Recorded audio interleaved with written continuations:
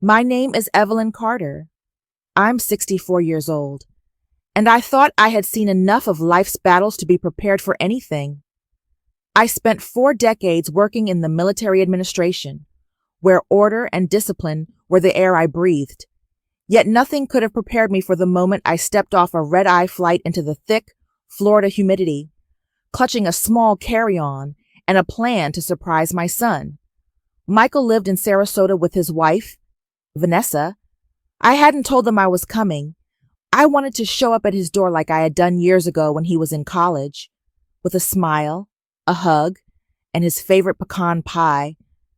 But the neighborhood felt strangely quiet when I pulled up in the rental car that morning. His truck wasn't in the driveway. His lights were off.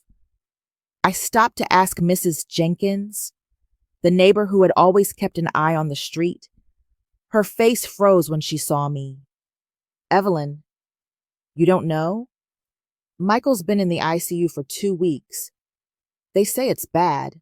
And Vanessa, well, she's been posting pictures from some yacht party in Miami."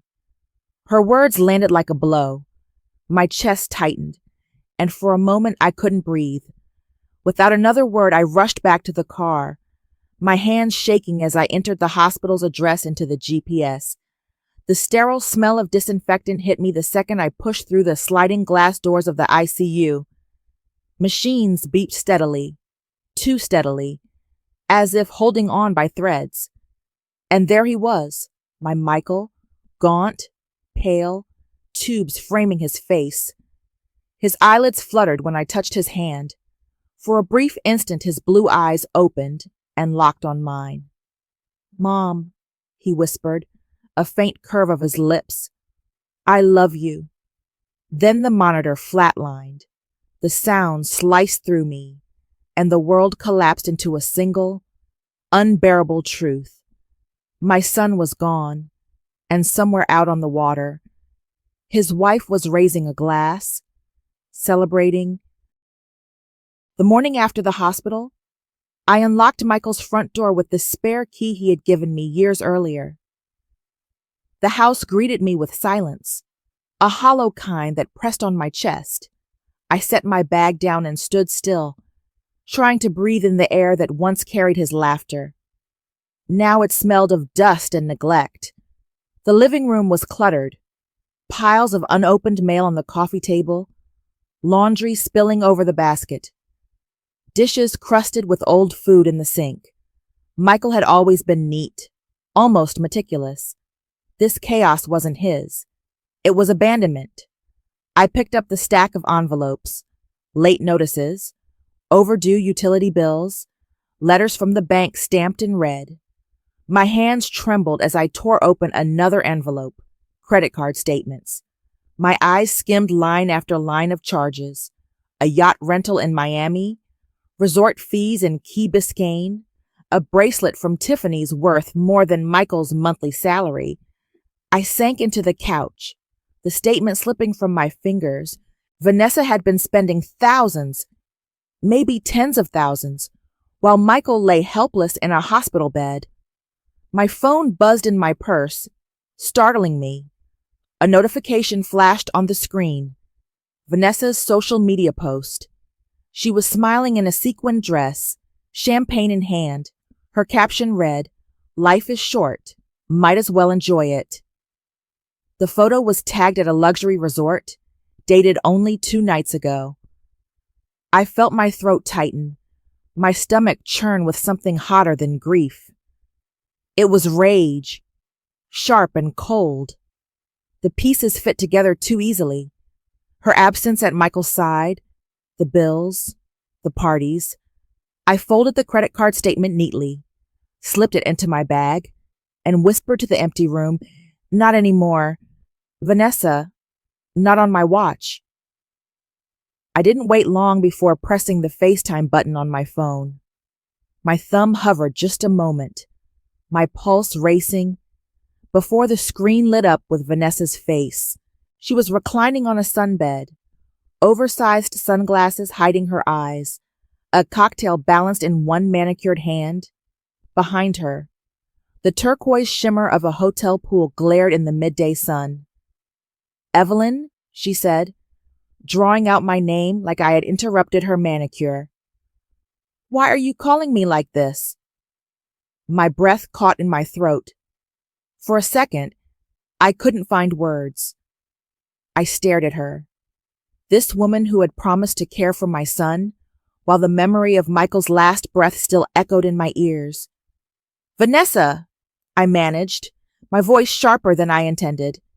Do you know where your husband was when you took that picture? I held up my phone, showing her the statement with the time-stamped charge. She lowered her glasses, revealing eyes that held no shame, only irritation. Michael's money is mine. Evelyn, that's what marriage is. He would have wanted me to be comfortable.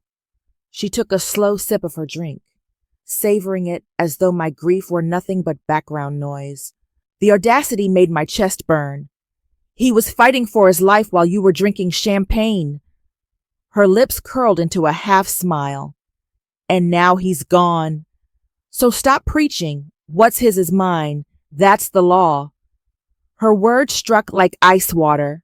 For a moment, all I could hear was the pounding of my heart. Then I ended the call without another word. The silence in Michael's living room seemed to hum.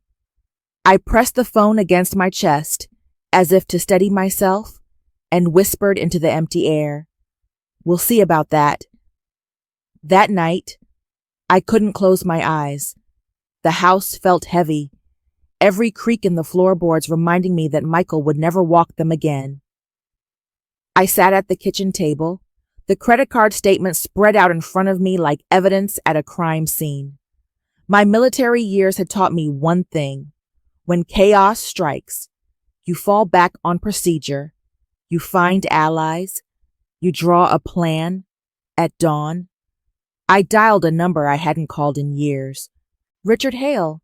A steady voice answered after 2 rings. Richard, it's Evelyn Carter. A pause. Then warmth. Evelyn, it's been what, 10 years? What's going on? I don't have time for pleasantries, I said, my throat tight. Michael is gone. And his wife? She's draining everything he had left. I need help. Within an hour, I was sitting across from him in a quiet cafe downtown. Richard had retired from the Army a few years after me and now worked in financial investigations. His hair had gone almost completely white, but his eyes were still sharp, calculating. I slid the statements across the table. He scanned them quickly, his brow furrowing deeper with each page. She's bleeding him dry. Luxury rentals, jewelry, cash withdrawals. Evelyn, this isn't just careless spending. It's exploitation. My fingers tightened around the mug in front of me. Can we stop her? He leans back, thoughtful. We can, but it has to be done legally. A judge can issue a temporary injunction, freeze assets, and appoint you as special administrator of his estate. We'll need every receipt, every message, every scrap of proof you have.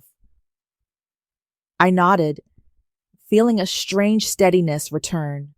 For the first time since Michael's last breath, I had a mission, if to steady myself, and whispered into the empty air. We'll see about that. Back at Michael's house, I began searching with a new purpose. Richard's words echoed in my mind, every receipt, every scrap of proof. The living room was still cluttered, but now it felt like a map waiting to be read. I opened drawers, lifted cushions, and finally found a worn leather notebook tucked beneath a stack of magazines. Michael's handwriting slanted across the pages in neat lines. At first, it looked like ordinary notes, reminders, to-do lists, sketches of project ideas. Then I saw the columns, dates, amounts, and Vanessa's name repeated again and again. Vanessa, $200 spa package. Or Vanessa, $4,500 resort advance. Vanessa, $18,000 jewelry purchase. Each line was an arrow to my chest. He had been tracking her spending, trying to keep order even while his body was failing him. I traced the ink with my finger, imagining the weight he must have carried in silence. I turned to his laptop, half expecting it to be locked. To my surprise, the lid opened, screen glowing with familiar folders. His iCloud account synced automatically. My hands shook as I clicked through the messages. One thread stood out. Vanessa to a friend. Her words stared back at me in cruel simplicity. He won't last long. Might as well enjoy his money while I can. My breath caught. The audacity, the callousness. It was beyond neglect. It was theft with a smile. I printed the messages, slid the notebook and statements into a manila folder, and placed everything carefully in my bag. This wasn't just grief anymore. This was evidence, the kind of evidence that could strip Vanessa of the power she flaunted. Standing in the quiet house, I whispered to the walls that once heard Michael's voice, "I'll fight for you.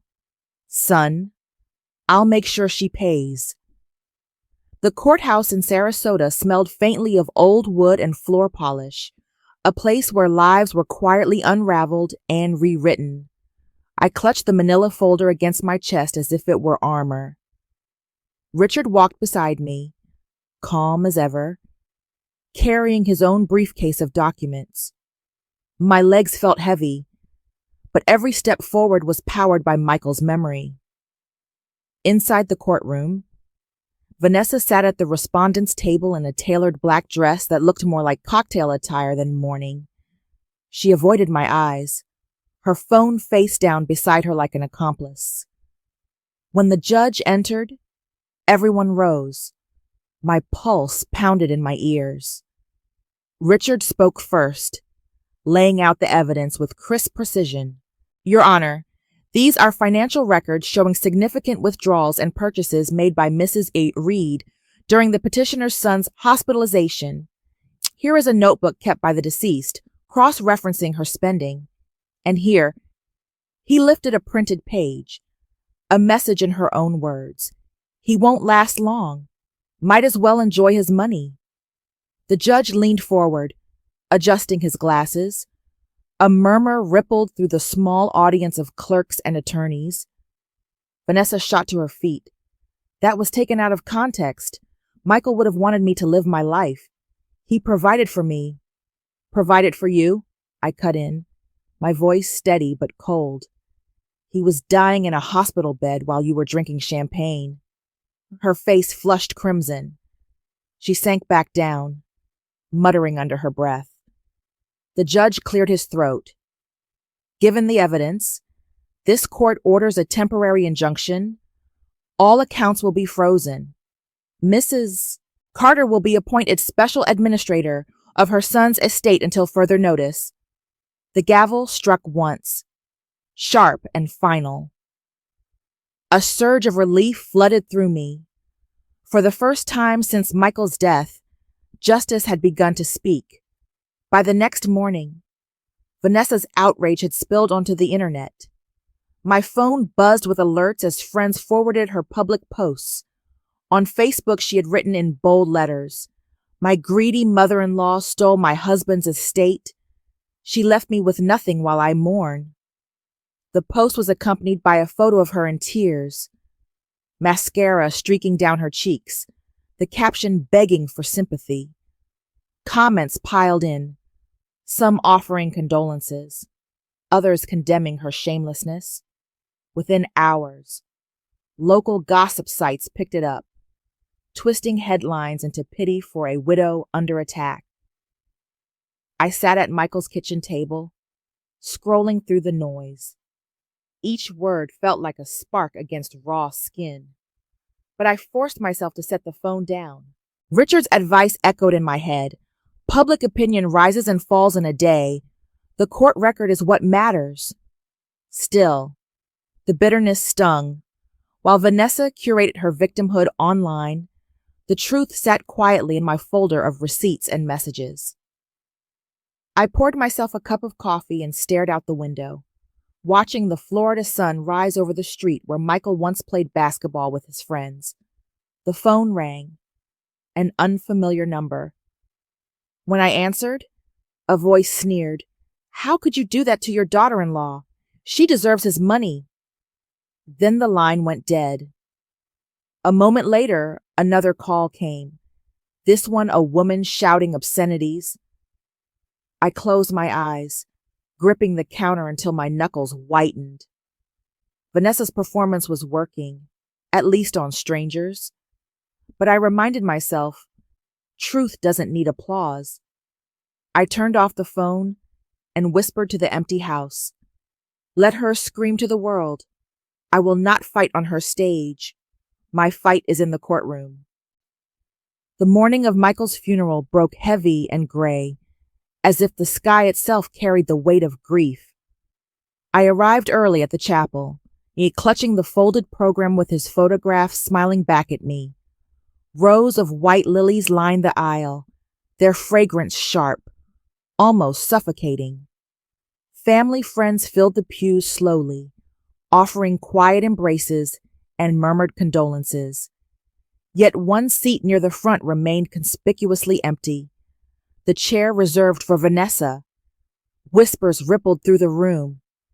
Some asked if she was running late. I knew better. She wasn't coming. When it was time to speak, I walked to the podium, the sound of my shoes echoing against the marble floor. My hands trembled as I unfolded the paper, but my voice found strength in memory. Michael was my only son, from the moment he learned to ride his bike on our street in Georgia, to the day he graduated with honors in engineering. He lived with a quiet determination. He believed in showing up, whether for his friends, his work, or his family, and even in the hardest months, when sickness tried to take everything from him, he kept showing up. My throat tightened. I reached into my pocket and held up the silver watch that had once belonged to my father, then to Michael. He wore this to remind himself of responsibility. Today, I wear it for both of us. The chapel fell into silence, save for the muffled sobs of neighbors and friends. As the service ended, I turned toward the empty seat once more. Vanessa's absence screamed louder than her presence ever could. I walked out into the gray afternoon, knowing her choice had drawn the line clear. Michael's legacy would not be defined by her. In the weeks after the funeral, the silence of Michael's house grew unbearable. I found myself wandering through his rooms at night, touching the framed photos, listening for a voice that would never answer. Grief has a way of circling back, heavy and relentless. But beneath it all, a steady thought began to form. I couldn't let his life end in the shadow of Vanessa's greed. One morning, I drove to the hospital where Michael had spent his final days. I met with the oncology unit's director, a kind man named Dr. Patel, over coffee in his office. I told him about Michael, how he had once fixed his high school computer lab on a Saturday just because no one else would, how he believed in responsibility even when it weighed him down. "I want to honor him," I said, sliding a folder across the desk. Inside were the first steps Richard had helped me draft. A memorial fund, something that can help patients who are alone, the way Michael was. Dr. Patel leaned forward, his eyes softening. "We've seen too many patients abandoned or struggling financially during treatment. A donor-advised fund could change lives, and it would carry his name." The paperwork wasn't simple, but for the first time since Michael's passing, I felt purpose pushing me forward. We filed the documents, opened the account, and within days, the Michael Carter Memorial Fund began accepting contributions. Neighbors donated. Old Army colleagues sent checks. Even Michael's college friends chipped in. As I watched the fund's balance grow, I felt something shift. Grief still clung to me, but it was no longer idle. It was being reshaped, turned outward, into something that could stand against the emptiness. Michael's story wasn't finished. Not yet. It was during one of my regular visits to the oncology ward that I first noticed him. A thin boy sitting cross-legged on a hospital bed, a book open but untouched in his lap. His head was bald from chemotherapy, his eyes too old for 9 years. A nurse whispered to me, "That's Jacob Miller. His parents divorced last year. They don't come around much." Something in my chest tightened. I stepped into the room slowly, careful not to startle him. "Mind if I sit?" I asked. He shrugged, his small shoulders rising and falling with practiced indifference. I sat down anyway, pulling a worn paperback from my bag. "Your age? Michael used to love this one. It's about a boy who builds a raft and sails downriver. Want me to read a page?" Jacob looked up, suspicion flickering in his eyes, then gave the faintest nod. I began to read aloud, my voice steady, the words filling the sterile air. Within minutes, he was leaning closer, listening, the corners of his mouth twitching upward. Over the next weeks, I returned often. Sometimes we read. Sometimes we just talked. About school. About the dog he once had. About how unfair it felt to be stuck in hospitals. He never said it directly, but I could see the loneliness wrapped around him like a heavy blanket. The fun covered part of his treatment bills, but I wanted to give more. Time, presence, steadiness. So I began the foster care process, knowing it would take time but determined to make it official. One evening, as I packed up to leave, Jacob asked quietly, "Will you come back tomorrow?" I squeezed his hand. "As long as you want me to." "Jacob, you won't go through this alone." By the time Jacob was discharged, the foster paperwork had begun moving through the system. In the meantime, the hospital allowed weekend visits at my home. The first Saturday he arrived, he stepped shyly across the threshold, clutching a backpack with frayed straps. "Pick any room you like," I told him. He wandered down the hallway, stopping at the one with pale blue walls, Michael's old room. Dust had gathered on the shelves, but the sunlight still fell in soft golden patches across the floor. "Could I paint it?" Jacob asked, his voice cautious. I smiled. "We'll paint it together." That afternoon, we spread out tarps and cracked open cans of fresh white paint. Jacob dipped the roller clumsily at first, splattering his shirt. But soon he was laughing, the sound bright and unguarded. My hands moved steadily beside his, stroke after stroke, until the room began to feel less like a shrine and more like a new beginning. The next day, we planted flowers in the small garden out back. Jacob chose marigolds because, as he said, they look like sunshine. Watching him crouch in the soil, dirt smudging his face, I felt a warmth I hadn't known since Michael's passing. That evening, as we ate macaroni and cheese at the kitchen table, Jacob looked up and said, "This feels like home." I swallowed hard, my throat thick. "Then it is home," I answered, later, when the house grew quiet.